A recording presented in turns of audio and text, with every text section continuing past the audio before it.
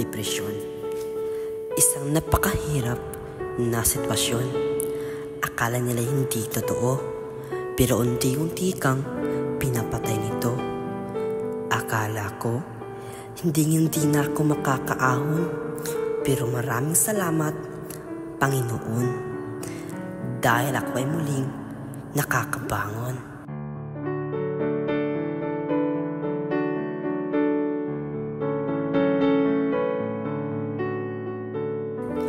Maraming dahilan kung bakit tayo nakukulong sa depresyon dahil sa mga problema na akala natin ay wala ng solusyon. Naway magsilbi akong inspirasyon para sa susunod na henerasyon.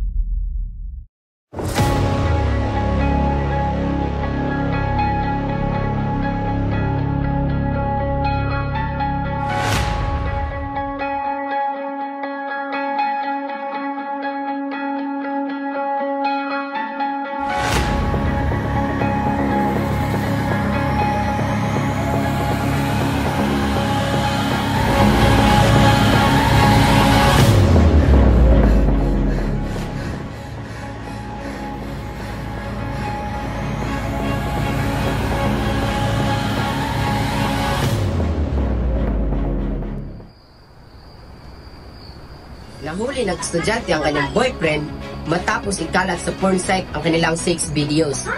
Hiningahan pa siya ng 10,000 piso kapalit ang hindi pagkalat ng sex videos nila.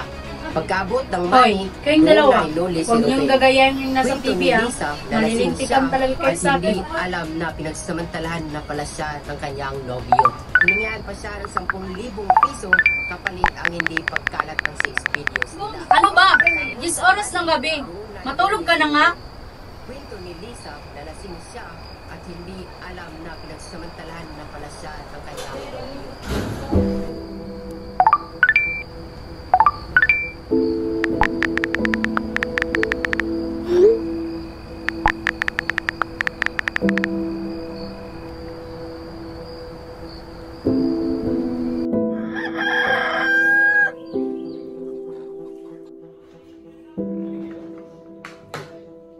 Ano ba yan, Maria? Mamaya na yung cellphone. Kumain ka na at bilisan mo ang kilos mo baka mahuli ka sa trabaho.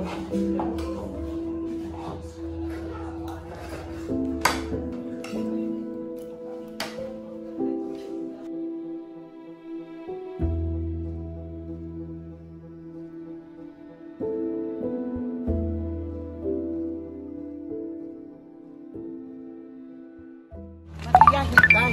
Uy, nariyan ka pala. Palibasa, hindi mo ko maririnig. Busy ka kaya sa kapatendo mo.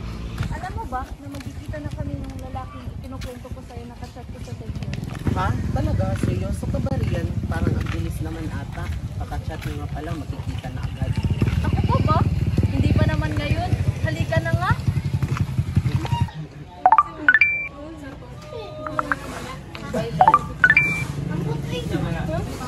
Yan, magdali.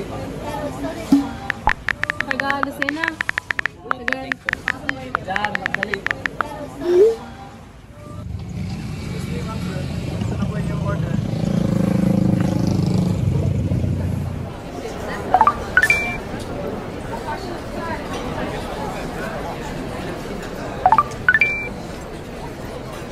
Kaya mo na, kanina ka pa riyan nakangiti. Oh, nabubusog na ata yan sa matatamis na salita. Nababuhay lang yung pagkain, kanina ka pa yan binulyawan.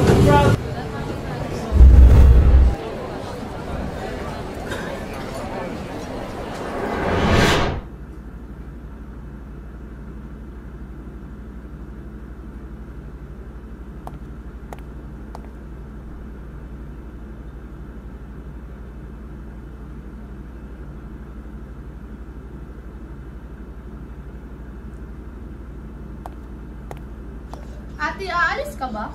Oo, may kikitain lang pero uuwi rin naman kaagad. Paano ko hahanapin ka ni nanay? Ano sasabihin ko? Sabihin mo, may gagawin kaming research sa bahay ng kaklase ko.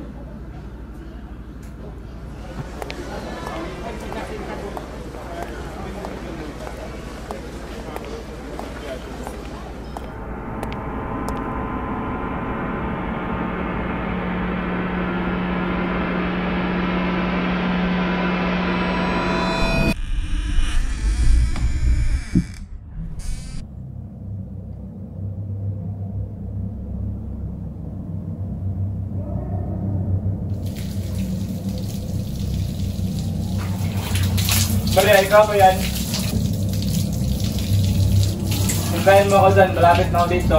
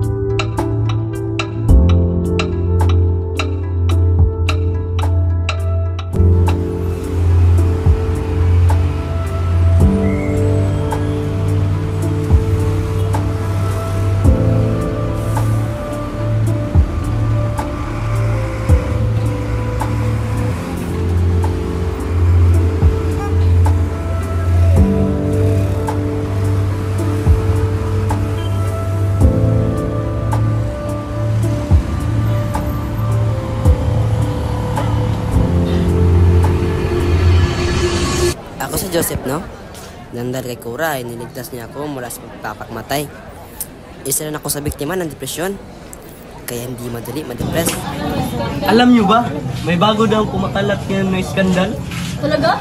Halika, panoorin natin. Hala, may bagong skandal ngayon!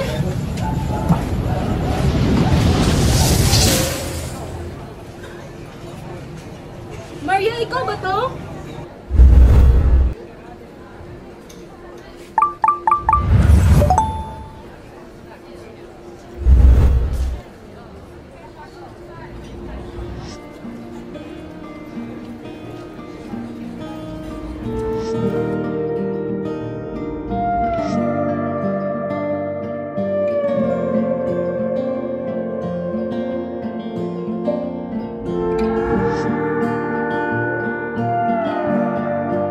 Maria, alam mo ba ang mundong pinasukan mo?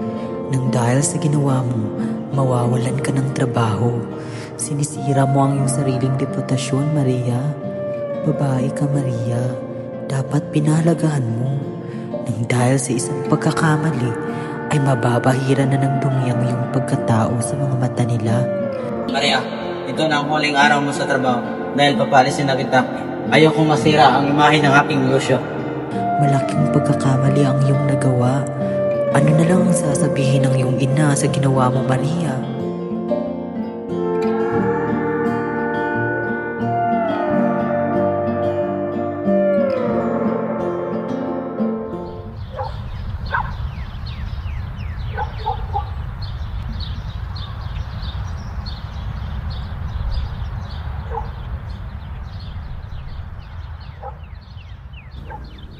Walang hiya ka? Mama! Pagkatapos kitang pag-aralin, tapos yan lang igaganti mo sa akin?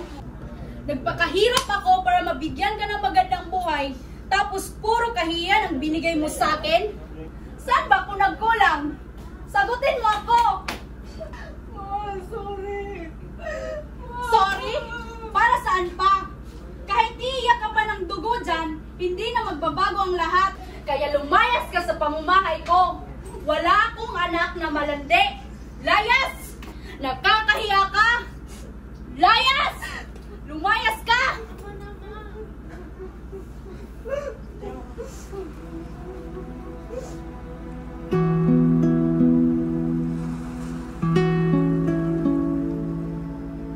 Sa buhay, kahit sa dami-dami ng ginawa mong tama, mababaliwala ang lahat dahil sa isang pagkakamali. Ako si Maria, biktima sa mundo ng pantasya. Pulutan ng mga taong mapanghusga na akala'y mo'y di rin nagkasala. Hindi ko naman ginusto ang nangyari, bakit pa humantong sa ganito ang lahat? Naway mapatawad pa ako ni Mama. Sana hindi ako gayahin ng aking kapatid.